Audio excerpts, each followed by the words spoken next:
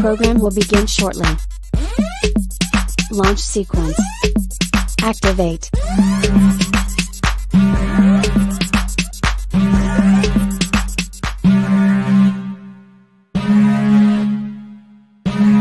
Warning, the following content is not politically correct.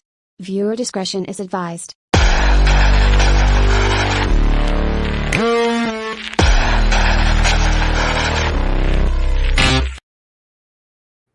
Welcome back to the channel today, everyone. I am Sarah Higdon. I am your host, and this is Transform to Freedom.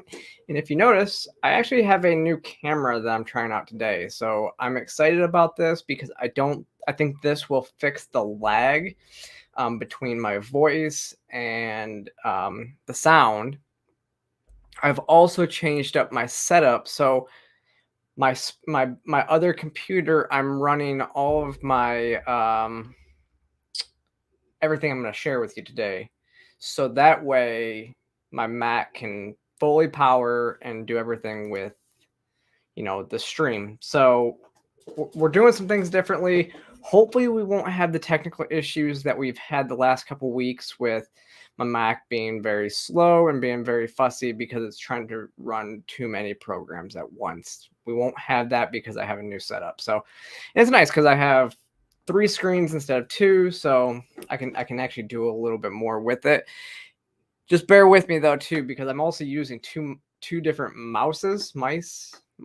Yeah, so it could get a little bit confusing over here, but that's what we're doing now. But welcome back. Yeah, I don't have a guest today, but I can't promise, but we did coordinate for a guest next week, and I hope that it's going to be a big one. It's an amazing guest. And so you got to come in, tune in, stay tuned. If you subscribe to me on Twitter, subscribe to me all over the place, you'll see who the guest is in a few days. But I'm excited about that one. And yes, if you did not go see, I did a special interview with Perez last Thursday. Honestly, one of the funniest people I know. And I consider myself to be fairly funny. But Lou is amazing. I had a great time with him last week. And so go watch that episode. If you guys know, I love doing interviews. And, it's just coordinating people's schedules to do live stream interviews is not the easiest thing to do every week in, week out when I'm running everything myself. If I had a producer, it's a little bit different, but it's a very difficult situation sometimes. And so I love doing live stream interviews and because I just like to talk to people. And Lou was one of my favorites. And I am expecting to possibly have some more interviews coming up soon too, because there's a difference. So there's people that I want to talk to that can come on and do this show that I've already done interviews with, and you can go through my interviews list and do that. And then there's also other people who just have compelling stories, and I want to share more of those with y'all. And so hopefully I'm looking to possibly do more of those on Thursdays. The difference between the interviews and this is I love the interaction with y'all during these episodes. Obviously, Lou's interview was actually, it was pre-recorded and then just streamed across as if it was live. It was streamed across all platforms as if it was live. But either way, I like to, unless there's like some crazy questions, that we need to have answered in the chats. Usually it's just a good conversation between me and my guests. So it is quite a bit different type of show, that show versus this show. And so, yeah. And then we might have some other stuff coming up pretty soon too. Can't announce anything yet. But just like I said, I think I told you guys last week, just stay tuned. We're doing things, we're moving, hopefully getting my subscriptions activated on Twitter pretty soon, because I want to I continue to want to share my journey to break this this female squat record that I'm doing, because I'm telling you, today was a big day in the gym. Like, I was doing full squats with 185 pounds, like full squats. Like, so I did it 4 times, went all the way down to the level that you're supposed to go, like where your knees or your hips break the planes of your knees, so that you can, and that's where I have to go to actually break the record. So I can see tremendous gains already, and I'm hoping that they give me a subscription so I can continue to share these videos. And if you don't know what I'm doing there, I am attempting to break the female squat record with my age and weight category, which is the raw female squat record. So, which means that you don't have like all these, you can't, like, without the assist. So yeah, you gotta go ass to grass. Right. You're right. You're right, Justin. That is what we have to do. And so my issue, especially going down as low as that, is I'm an old combat vet. So I will tell you, it's not easy because my body doesn't want to do it. Especially my hip flexors. My hip flexors get super sore. I pulled my hamstring years ago. I have a bad lower back from jumping out of airplanes, and so it's not the easiest thing in the world, again, for an old combat vet who's got a broken ass body. Yes, Courtney, I say old. I'm not saying that I am old, because I'm not old, but my body, it feels like it sometimes. Okay. Like, the army will do that to you. Okay. It will beat you up, chew you up, and spit you out. Right. I mean, I had bad knees, and actually my knees are holding up pretty well. My knees are holding up pretty well. My left hip flexor, that's one of the things I'm working a lot right now, is because of my pulled hamstring in my left leg, and then my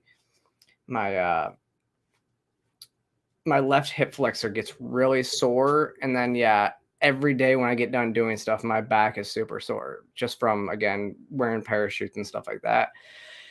And so I have to take it a lot easier than I think I normally would. Yeah, I do a lot of foam rolling. I actually have one of those massage guns doing a lot of stuff, but I can't. Hitting my back is a little bit more different. But so I live in Atlanta, and the Atlanta School of Massage has amazing deals on massages. So I'm just gonna go do that, and taking, like, deliberately recovering is something that I've never had to do in my life, and I'm doing it now because I have to. But with all that said, tremendous gains, just tremendous gains. So yeah.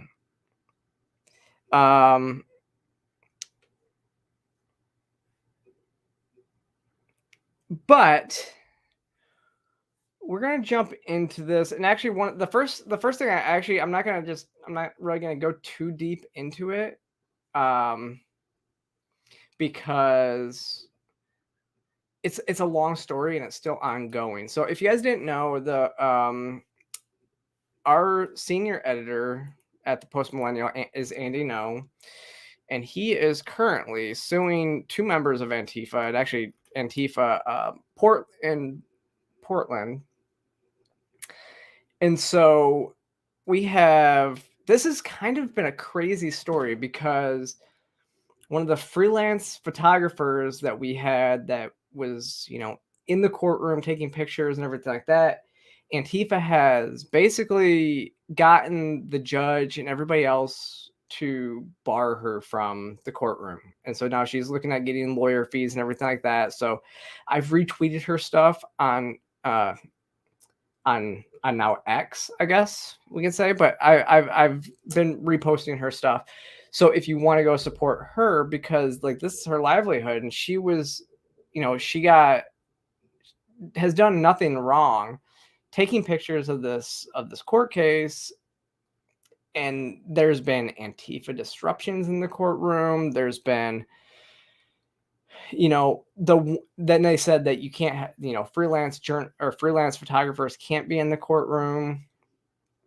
And so she was the one, she got kicked out, but yet there's that one freelance photographer in the courtroom who is like friends with the Antifa people. So it's just it's a crazy situation. And so you should definitely go and just continuously watch out for this. But there's, we also have, so Katie Davis Court is also in the courtroom, and she's writing the write-ups every day. Like she's not allowed to have her phone in the courtroom. She's not allowed to take pictures. She's not allowed to do anything. So she's writing everything down of what's going on during the trial, and then we're pushing it out every day. So she's was the courtroom reporter. So just watch out for those stories and check them out, and we've already had, I think, there's 2 in there now. And if you ever notice what we do with the Post Millennial, we always have like these links. So I think if you click on this link, it'll take you to the first, let me see. If you click on the link, okay, I guess I can't click on it right now, but if you click on the link, I think it'll take you to there we go. So it takes you to the previous stories of the trial. So go get caught up on that, because it's interesting to see, because this all kind of stems from the when Andy was attacked in 2020, reporting on Antifa in Portland. So if you remember, he was attacked once outside, and then he was beaten, and then he was then attacked again, and he went into the hotel, and there's like the video. I think this is one of the videos. Let me see.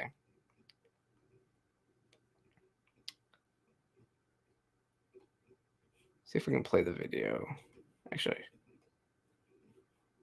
Yeah, so I mean, obviously, yeah, if you don't remember this. Oh, wait, did it not? Shoot. See, this is why it's a little bit interesting. So if you don't remember this happening at one of the protests,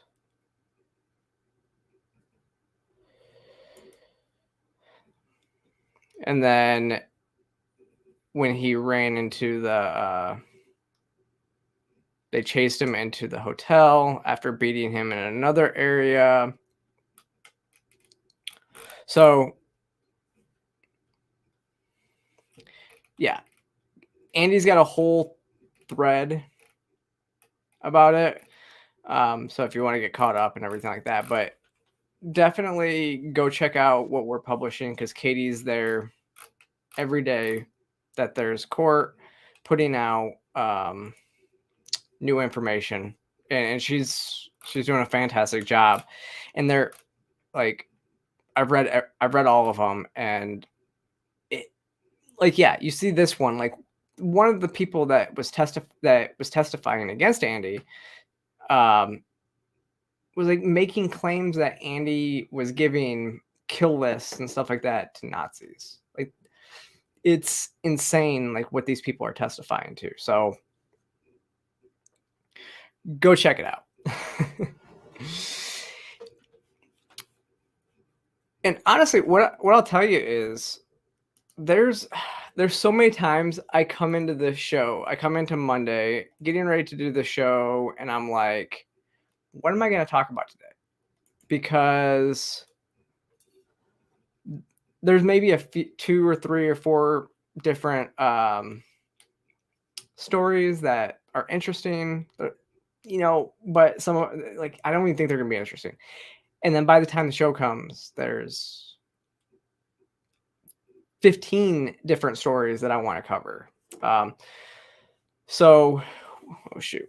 One of the things I do want to kind of, oh shoot, I got logged out, didn't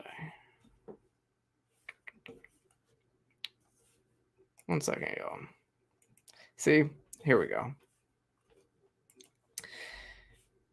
I knew something was weird. All right.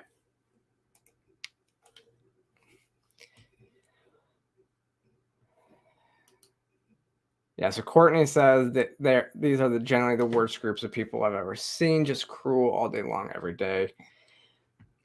They're just so violent and hateful, and yet, like, one of the things that the person had screamed out in the courtroom was that, like, literally, like, basically trying to say that Antifa stands for anti-fascist. Yet they are the most violent people if you don't go along with their ideologies, which is fascism. It's really interesting the way that they work, but that's called, if you don't know, that's called the Khalifa trap. Khalifa trap means that their name is something that if you go against it, then you're automatically that, right? Then, so Black Lives Matters. So if you go against or you say anything bad about Black Lives Matters, then you don't think that Black Lives Matter, right? That's what their names specify.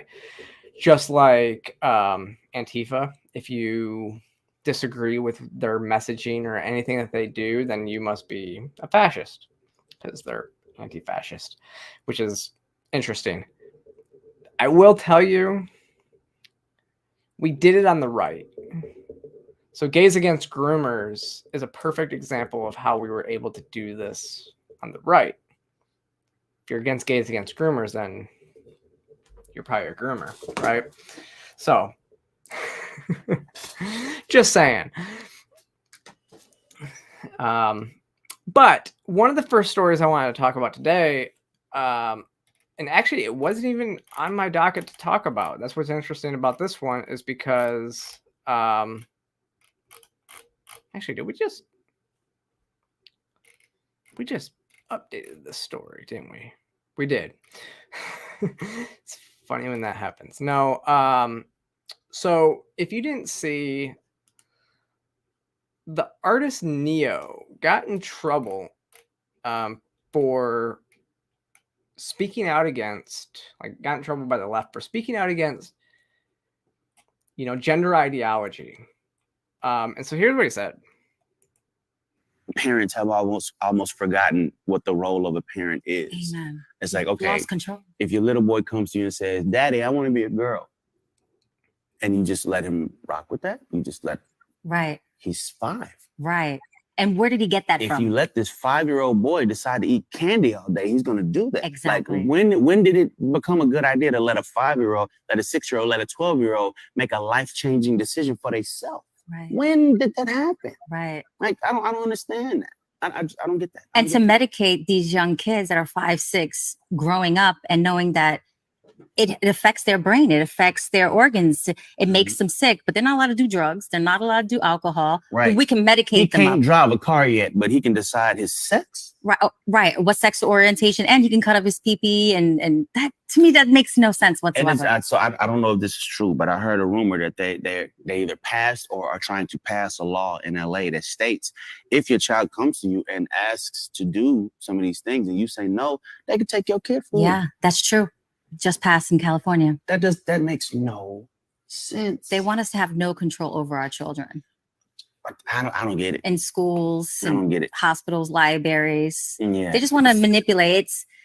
You got to understand, when they're so young and they're already, that's impressionable. That's right. Mm-hmm. And from them, they're going to believe what you say. I mean, we say Santa Claus is real, the Easter and they Bunny. Believe it. Like, right, exactly. Like, they know what they're doing. Remember who you're dealing with. Like, I can't take credit for it, but I heard somebody say one time, it's like, all right, if your son comes to you and says, "Daddy, I want to be a girl," ask your son, "Son, what is a girl?"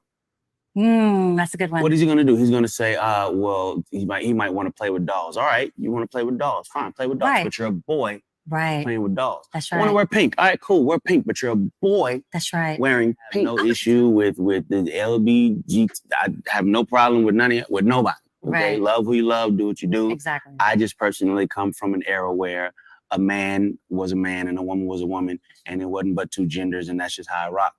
Me Now, too. you could identify as a goldfish if you feel. Right. I don't care. That ain't my business.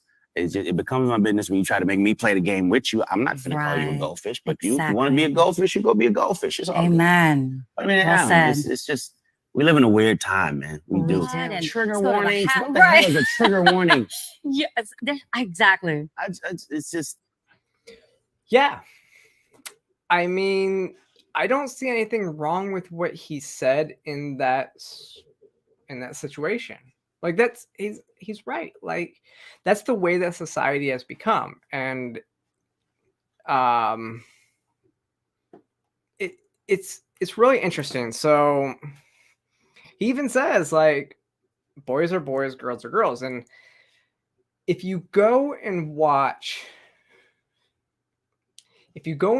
my after show the last time I was on Timcast, I agree with exactly what he said. Because what we talked about on that after show was that trans women are a subsection of men, because they are. Otherwise, you don't have definitions, because a man is an adult human male. But we present to society as something different based on stereotypes of the opposite sex and based on how we feel comfortable presenting ourselves. It's not simply just gender nonconformity, because there's levels of gender nonconformity, right? There's gender nonconforming males who wear girls' clothes or wear, more feminine clothing. And then there's people who it's based on secondary sex characteristics that give them gender dysphoria, and they transition to alleviate that gender dysphoria. So there's a lot of different stuff, but I am one of these people that would say that trans women are a subsection of men, which is exactly what he's talking about. Like, what is a girl? A girl is an adolescent human female. Males can't be female. So if that gets me kicked off YouTube, and actually I'm streaming on Facebook tonight too, so I'm guessing could happen. I don't care. Like, we'll see what happens, but you can't change your sex. You can't erase biology. And I think if more people accepted that, then we wouldn't be in a lot of the situations that we're in today. And yeah, John, so that law passed. So if that law passed, society is done. Like, yeah, like California is passing laws. They passed a law earlier this legislative session that said that if you run away to California, so if you're a child and you run away from another state without your parents, then you basically become wards of the state of California, and they don't have to give you back to your parents because your parents are supposedly transphobic. Yes, those are the laws. Anywhere you hear that they are a sanctuary state for, gender transition issues, that is what they're talking about. So California is not the only one that's passed these laws. I think Minnesota, Oregon, actually, I believe I think in one of my earlier episodes we talked about this, but if you look, there was a law passed, and it was mostly around abortion, but it was talking about children having autonomy to be able to make the decisions over their body at the age of 8 to 10. Like, the question that was raised was, can a 10-year-old, consent to an abortion? And basically the person had admitted that they could in the hearing, which is insane. It's insane to think that children can make these decisions. We have like age of consent laws for reasons, because children do not understand the full ramifications of their decisions. And that's why children can't consent to these sex changes. But I digress. So originally, Neo had posted on now X. I'm going to continue to call it Twitter. How's that? I already said I'm going to. So Twitter. He said, And, I mean, people, they came after him. Pop Craven came out and said he's transphobic, misogynistic. Hit pieces. One person said, damn, I didn't know Neo was transphobic. Let me go block him on Spotify. And so Neo's account on Twitter said,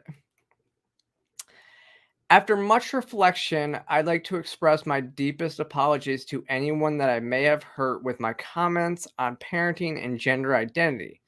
I've always been an advocate for love and inclusivity in the LGBTQI plus community. So I understand how my comments could have been interpreted as insensitive and offensive. Gender identity is nuanced, and I can honestly admit that I plan to better educate myself on the topic so I can approach future conversations with more empathy. At the end of the day, I lead with love and support everyone's freedom of expressions and pursuit of happiness.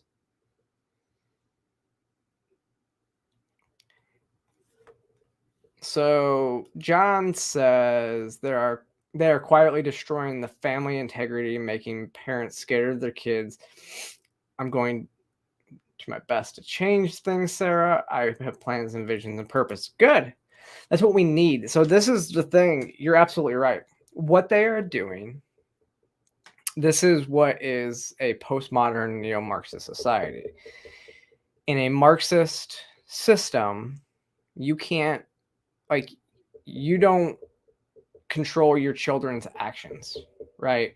Because they need your children to be wards of the state in order to indoctrinate them into their ideology and make them producers for the quote unquote greater good. And so that is the Marxist aspect of what they are doing here. That's why queer theory, critical race theory, all critical theories are based in postmodern neo-Marxism. And their overall goal is to make your children wards of the state, to take away parental rights, make you basically a caregiver, but you have no rights to control what they do or do not do. And so this is just the first step, maybe the second step in doing that. Now,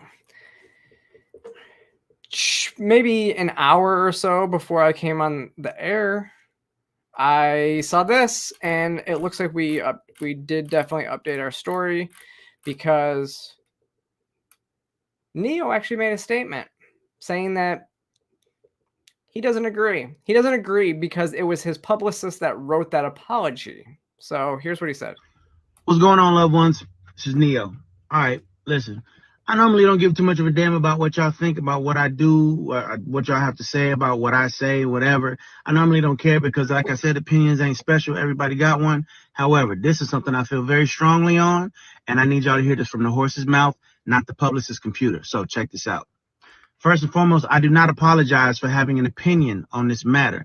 I am a 43-year-old heterosexual man raising 5 boys and 2 girls, okay? That's my reality. Now, if my opinion offended somebody, yeah, sure, I apologize for you being offended because that wasn't my intention. My intention is never to offend anybody. However, I'm entitled to feel how I feel. I'm absolutely entitled to feel how I feel the same way you are entitled to feel how you feel. I ain't asked nobody to follow me. I ain't asked nobody to agree with me. I was asked a question, and I answered the damn question, okay? I have no beef with the LGBTQIA plus community whatsoever. So there you go. I mean, this is where it's interesting because did he change his opinion because he realized that it didn't matter if he apologized or not, that he was going to get hate from people either way? Or was it his publicist? And Courtney, yes. If it was his publicist, is she fired? He or she fired? I shouldn't gender that term, but is the publicist fired? Maybe, maybe not. I mean, there's a lot of nuance to this situation. I'm not going to call for somebody to be fired. That would be that would be wrong, right? Just like our next story, where NASCAR basically got this person. So this NASCAR driver got suspended indefinitely for liking a meme. Let me say that again.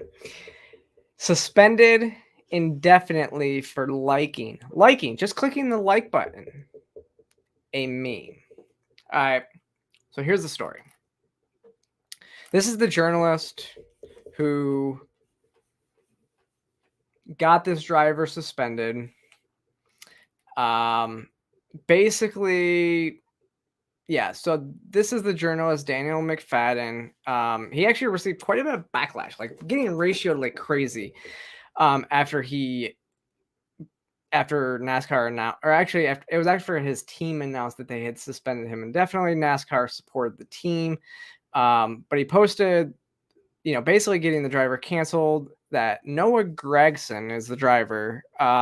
Made a big mistake. I did my due diligence to make sure that it was real. So, what do you do? What was his mistake? He liked this meme. So, it is a meme. I can pull it up. Let me see if I can pull it, if we have it somewhere else.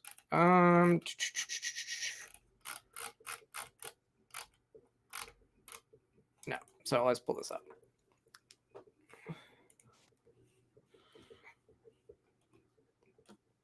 So this is the meme. And again, if this gets me booted, go follow me on Rumble, Twitter. But it's a meme of George Floyd on with the Sebastian from The Little Mermaid. And it says under the knee, in the terms of Under the Sea, right? The song.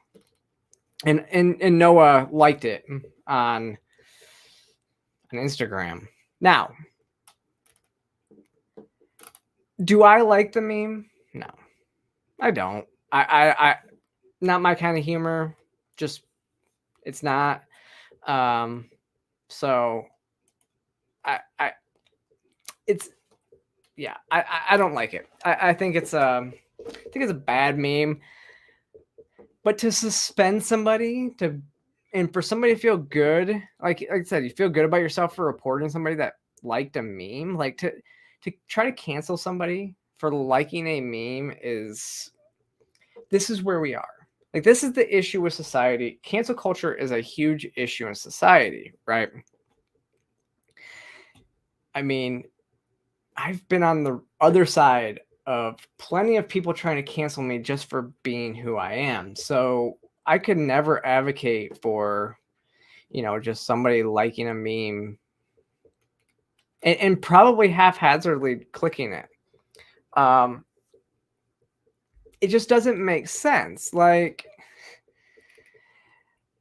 but let me tell you, and yeah, this person basically, Daniel said, made big mistakes. So he works for Front Stretch, and he continued on Twitter for the whole day yesterday.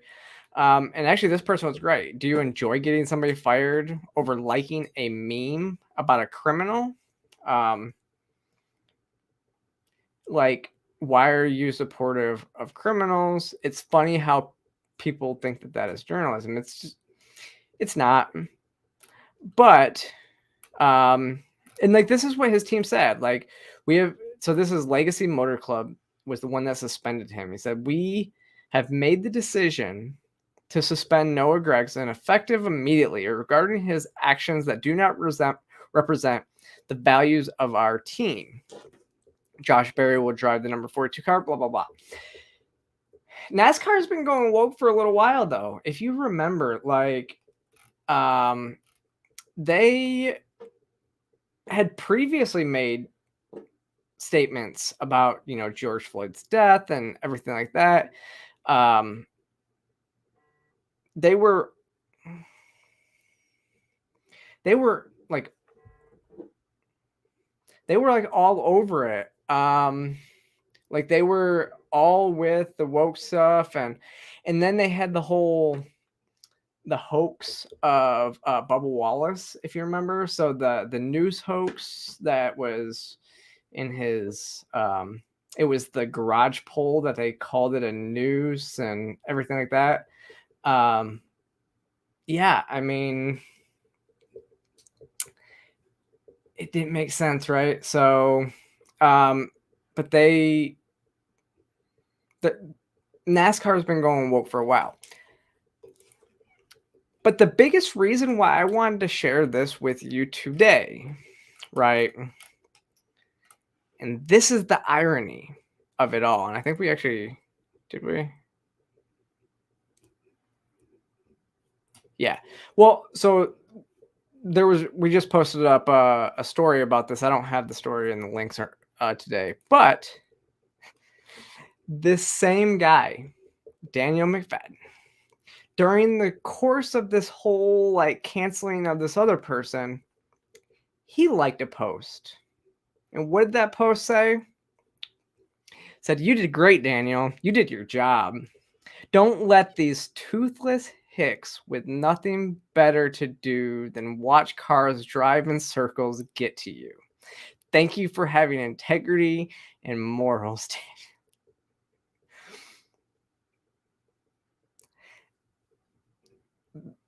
Can't tell that that's one, sarcastic. That's a sarcastic post. Two, liking a post. So the publication that he writes for is basically reports on NASCAR. And so liking a post that calls basically your publication's main target audience toothless hicks with nothing better to do than watch cars drive in circles. You like that post? The irony, right? The irony. And I actually said this. I mean, look, if you're going to try to get somebody canceled for something, you probably shouldn't do it yourself. So it's only fair game at that point where you say, you know, I said, wait, is this guy is advocating for the people to get canceled that like a post, and I wonder what his employer thinks of him liking a satirical tweet making fun of their core audience. Because look, I don't support cancel culture. I'm sure there's plenty of things that I could do that, and actually people try to contact my employer every day, trying to get me removed from my job. Thankfully, I have a great employer who understands the situation, but I've been in that position. I know what it's like to have people trying to, you know, basically ruin your life for what you do or what you said at any given time. You know, doesn't matter if it was 2 years ago. I have people bring cancel culture. I think we can, you know, debate this stuff. You can call people out on social media. But the moment you raise it to their employer, trying to get them, you know, calling for them to be fired or suspended or anything like that, that's an issue. And so there's very few times that I would ever advocate for that. But when you're the one doing it to somebody else, make sure your own house is clean first. And so I wonder if our article and these posts are going to pick up, because I don't know. What do you guys think? You think that Daniel McFadden actually deserves to be, like, his employer to be called out like this? Because he did it first, you know? Don't start none. There won't be none, right? That's what I think. And actually, it was interesting because I wasn't going to roll right into that. So I do want to go into, a hard transition into Donald Trump. I guess fourth time the charm, right? Because right now, this could be the week. I'm expecting that this week is probably the week that we are going to see the fourth now indictment brought against the former president of the United States, Donald Trump, in my home state of Georgia. So if I'm not here next week, you'll know where I'm at. We'll see. Because this is taking place not too far from me. It's taking place just down in the city. I do live in Atlanta, so they are bringing charge. They're expected. So they pulled the grand jury a couple weeks ago, and now they're expected to bring RICO violations against Donald Trump for interfering in the 2020 election, the Georgia's 2020 election, right? And yes, I will be there to cover it for the Post Millennial, taking videos and doing all that stuff if and when this takes place. And one of the reasons, they've been pushing this. So if you don't, it basically comes down to, I think, the phone call where he wanted to get the votes in Georgia. It was during the whole process where he was trying to get them to launch investigations into each state. Let me see. And basically everybody's saying, yes, they are probably going to do this. But we put it out today. So it was put out yesterday. This is the biggest thing to me. And obviously this is from the Atlanta Journal-Constitution.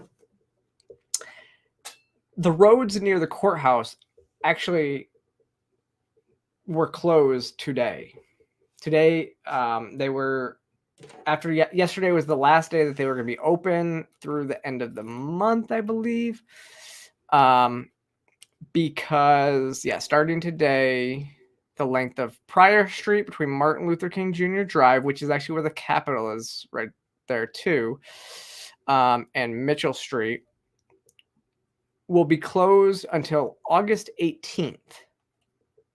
The shutdown comes in anticipation of possible local indictment of former President Donald Trump under investigation by Fulton County District Attorney Fannie Willis for his efforts to overturn the presidential election in Georgia 2020. They started, you see that they started actually laying out rows of barricades and everything like that along the street. People are starting to show up already in anticipation of this. It's crazy, right?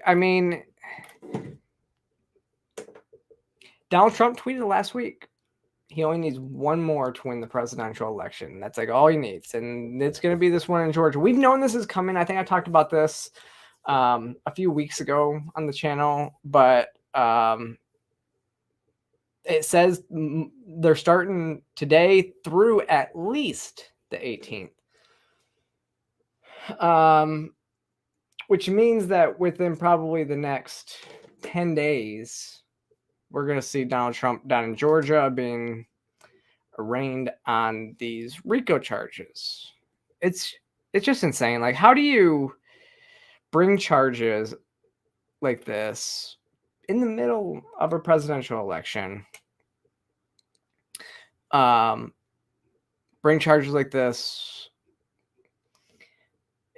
If this isn't election interference, then I don't know what is. Wait, they had 4 years or 3 years now to bring these charges, and they're just now bringing them up. Why? I think Donald Trump's right when he says that they are bringing up these charges simply because he is running for office. Like,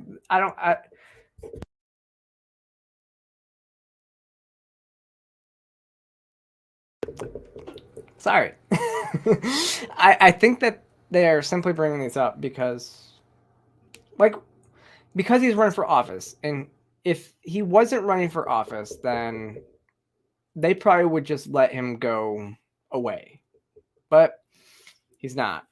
And so they're going to bring up whatever they can do to keep him from running. Because now there's multiple theories out there. A lot of people think that, again, this helps him. So these indictments, they actually help. His poll numbers only boost with every indictment that he gets. But some people think that they're trying to do this during the primary because he's the only one, like, they want him to win the primary so that they can get Joe Biden elected. Don't know if that's true. He's leading Joe Biden in a lot of the polls as it is. And if you remember in 2016, on election day, they said Hillary Clinton had a 99% chance of winning the election. So poll numbers mean nothing at this point, especially when it goes in. But when they go against the Democrat, they mean quite a bit, in my opinion. So yeah, I don't know. But we are going to see possibly another indictment of the former president of the United States. But yeah, we'll move on because I spent quite a bit of time on some of the other stories. And if you did not go watch. Well, one, go watch Sound of Freedom. It's doing amazing in the box office, for good reason. If you watch my video on it, I did a special video on it last week. All right, John, we'll see you later. Bye.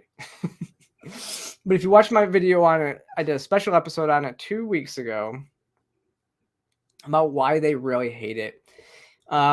I think there's multiple reasons. Blair White just did a good video because, we know Hollywood is full of pedos, and probably accurate. But I also think that it has to do a lot with BlackRock and their involvement in mainstream media and in Disney, and the fact that Disney pushed these, basically had the rights to it, but Disney didn't have to sell those rights to it. They sold it to the Angel Studios, which is funded by angel investors. And that's where this story comes into play, because now the corporate media is trying to smear the movie because apparently one of the 6,600, almost 6,700 investors that crowdfunded into the movie was arrested,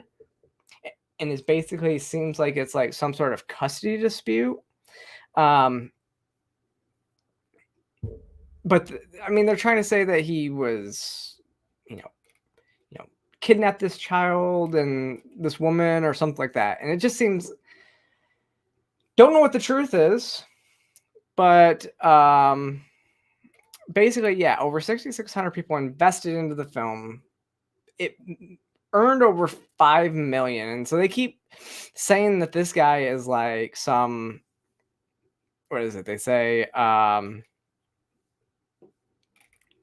do they call him?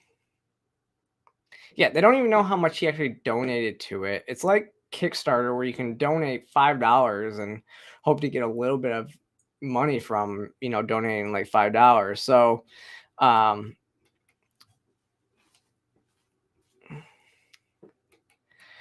basically they were like, oh yeah, some sort of custody bat. So basically, let me see.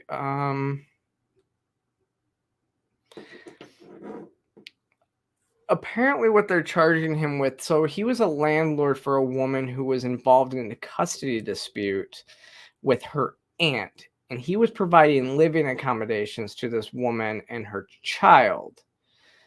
And so he was charged, or he was arrested. And according to Pop Craven, he was arrested with child kidnapping and charged with child kidnapping. When basically they said where is this?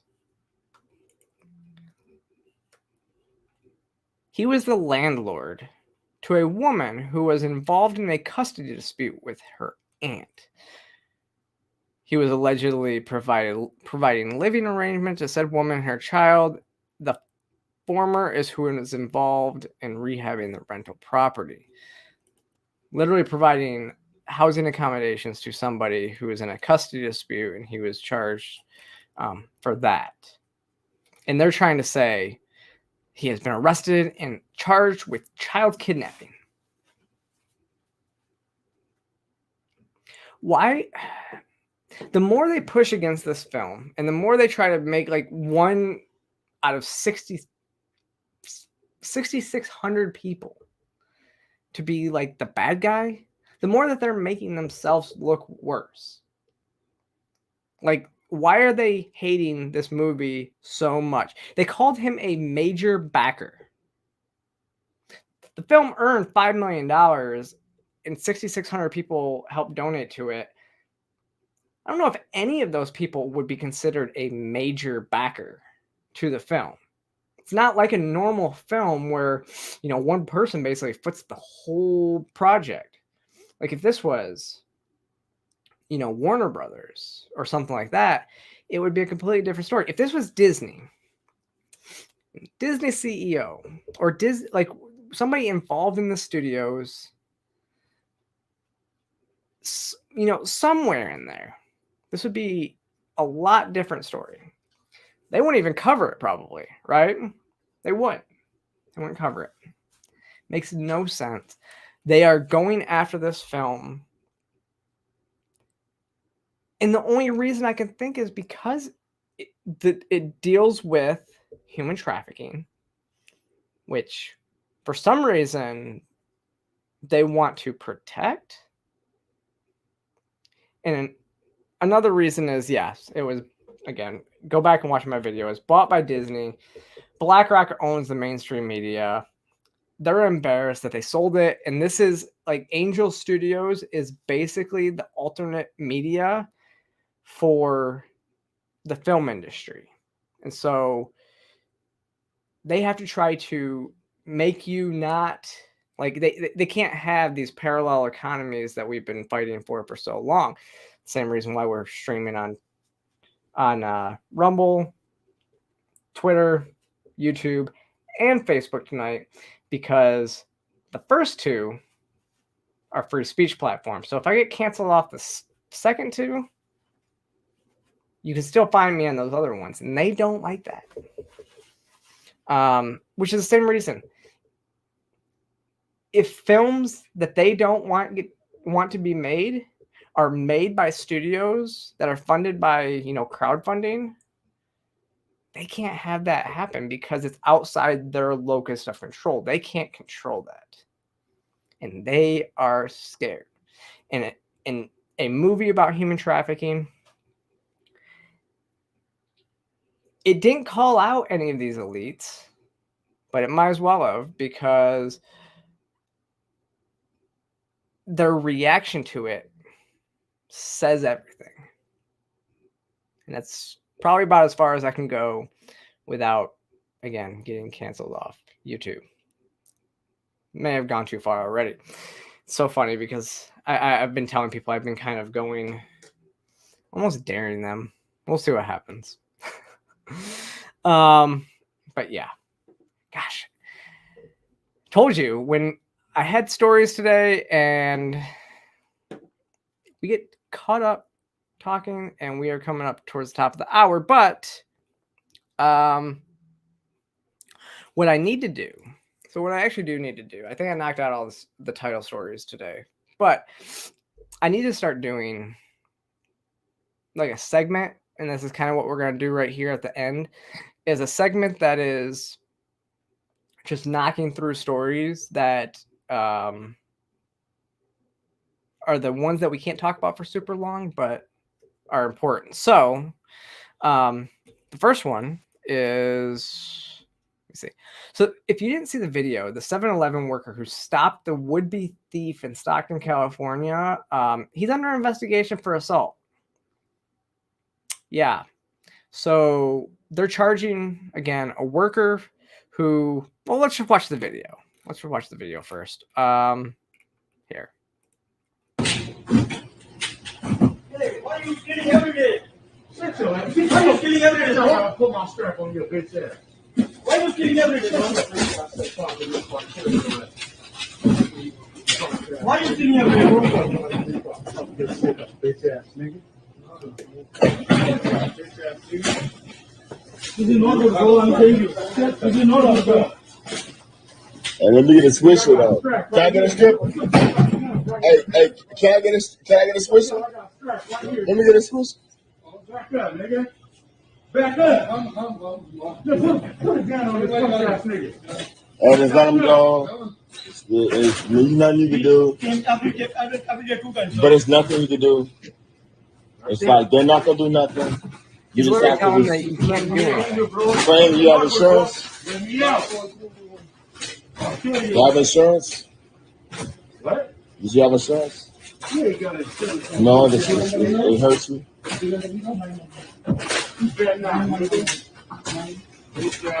God damn. Ain't nothing you can do that. There's nothing you can do, man. Until police come in. Hey, no,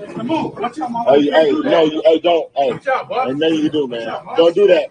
Don't do that, man. Don't do that.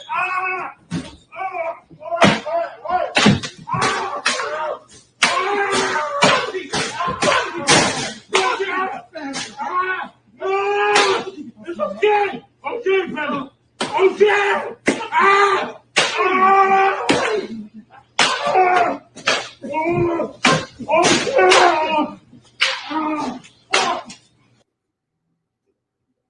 That keeps going. I mean,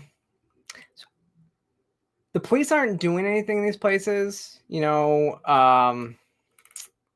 where was this? This was, where I say it was Stockton, California. Stockton has one of the highest crime rates of any city in the country. It's like the highest crime rate in California. But we've been seeing these things pop up week after week after week where these brazen thieves feel like they can just go in and rob stores without any consequences. Because, like, you call the police here. Police are going to come. It's just petty theft. They're not going to do anything about it. They don't really care. These tough on crime police departments, they're not going to do anything. And so employees like this who do something. Now, what I will say, it was a little overkill. As soon as he was on the ground, they should have just subdued him and then waited for police to come. Hitting him that many times, it's a little bit of overkill.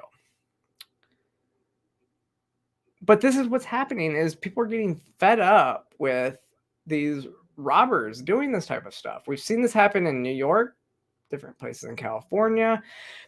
Stores almost all over Portland, Seattle, San Francisco, they're all closing because nobody's going there because of this. We saw here in Atlanta a couple weeks ago, maybe a month or so ago, the Lululemon store fired 2 employees who called the police after this happened. Like, apparently all they were supposed to do was scan the QR code and then call it a day.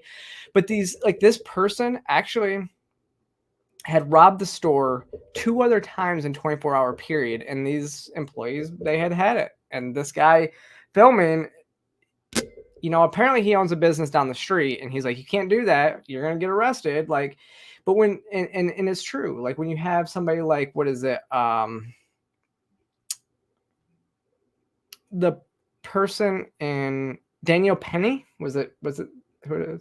So Daniel Penny in New York, who subdued the person on the train who's now being charged with like manslaughter or something. Like, if police aren't going to do something about, I mean, that's the problem, is police don't do anything about these types of incidents. So these people, they continuously, reoffend, and then you basically lose all your business. I mean, you have like Walmart completely shutting all their stores in the Northeast or the Northwest. Like, you have Walgreens in Chicago have basically where they don't have anything on the shelves. They have like 2 rows, and then everything else is in the back for employees to go get. That's what they are having to do. Like, go into supermarkets in New York City and try to buy ice cream, like the little $5, little tubs of Ben and Jerry's ice cream. Those are behind locked cases because of these types of things. Fuck around and find out. Like, that's what these people, it's going to take either police standing up or business owners to stand up. And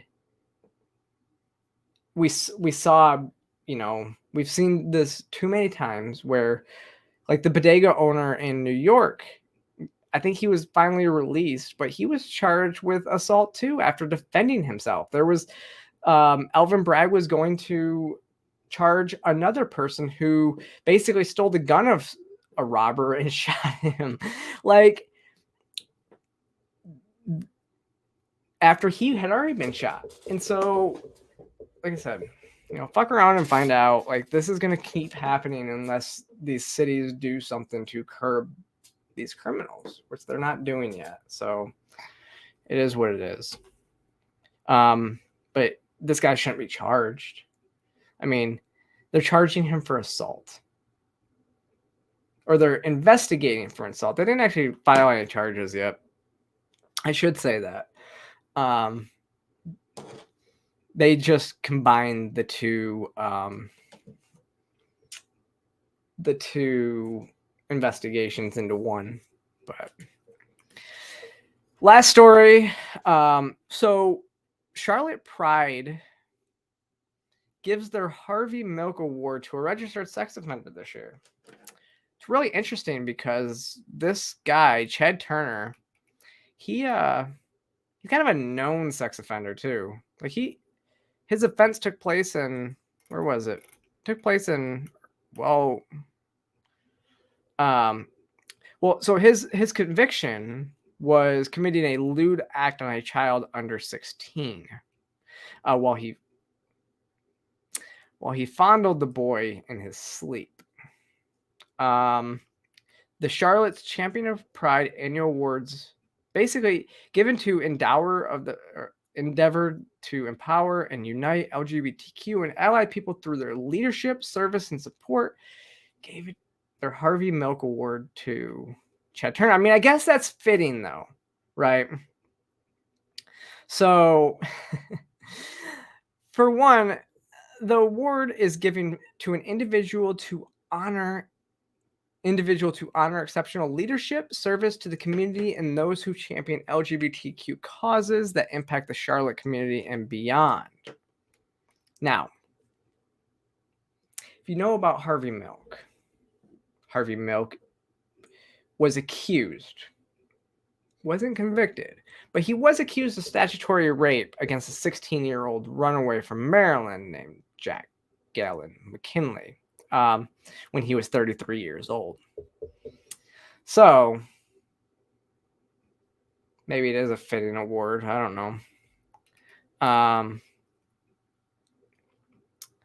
But he served under multiple aliases. And so it was in 2000 he was convicted from an incident in 1998 where when he was the youth minister, a 15-year-old boy testified that he woke up to Turner fondling him when they were staying over at night at a house.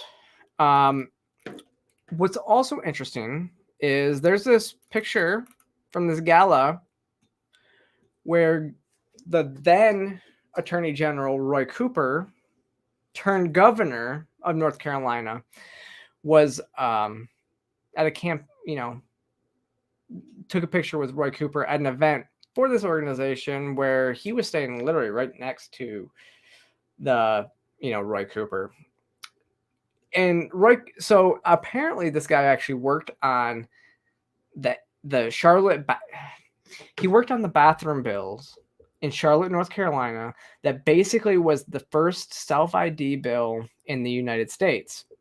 Basically said that a trans person can use whatever bathroom they self-identify into, and you can't question it. So it was the first government overreach from taking away the private property owner's rights. If you remember, I always say in 2015, gay marriage was legalized. Activists were looking for something to do. In 2016, Charlotte, North Carolina issued that bill, or issued that city ordinance, and the state of North Carolina took the bait and passed the bathroom bill that swept the state, forcing people to use the bathroom with their sex and not, how they present or anything like that. Complete opposite direction. Which kind of started this entire trans craze. Like, it started all this being an issue and trans being in the forefront. Like, that's kind of where it started. And so this guy had a hand to play in that. And then Roy Cooper ended up being elected governor of North Carolina, running to repeal HB2. And he won. And then they did repeal HB2. So that, the first bathroom bill ever, it's no longer in the United States. And now we're seeing those bills starting to come up again. And I don't know if they will, if they're going to go anywhere. There was some issues with them. Again, they take away private property owners' rights, so that's where I'm at on it. But yeah, let me see. Did we have that? Yeah, but he was very involved in those types of things, and was actually very involved in this Chamber of Commerce in their program. And apparently, it still is. Receiving awards in 2023 while a registered sex offender. Like, this is, you would think, like, and actually, I mean, you could say, well, maybe he served out his time.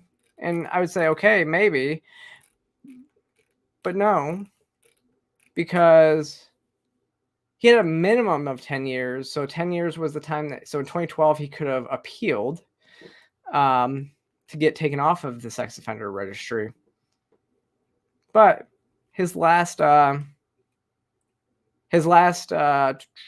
is it? His last report date, or his last verified address, was in 2022. So he's still on the list. He didn't get taken off. So, and usually if you dig into it, I'm assuming that there were, if I remember correctly, with this story, that there were others that have accused him of other similar crimes, but those are alleged. Can't confirm those. I don't think he was ever tried on them.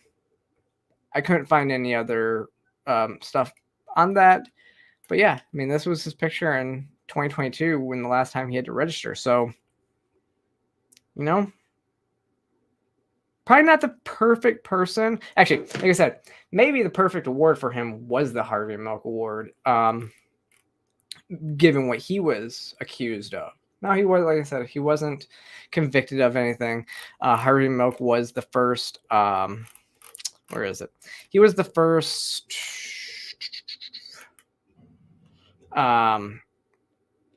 he was the first openly gay elected official in the United States before he was assassinated, but he was also accused of statutory rape. So I don't know. But y'all, that is the show for tonight. Like I said, next week we're going to have a great guest. As long as she doesn't bail on me again. She won't though. We're good. I joke. But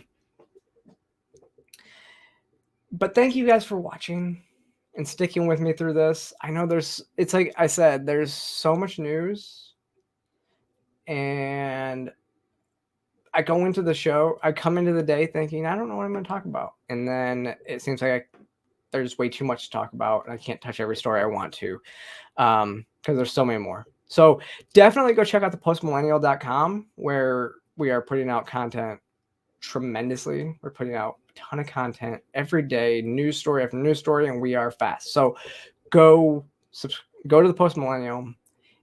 If you don't go to the website, go subscribe to the Twitter account, because we're posting everything on there. We're posting good videos. We're posting a lot on there. And yeah, click that like and subscribe button. Let me know what you guys think about this. All these types of things in the comment section. Follow me across all social media platforms. Links are in the description below. And I will see you next time.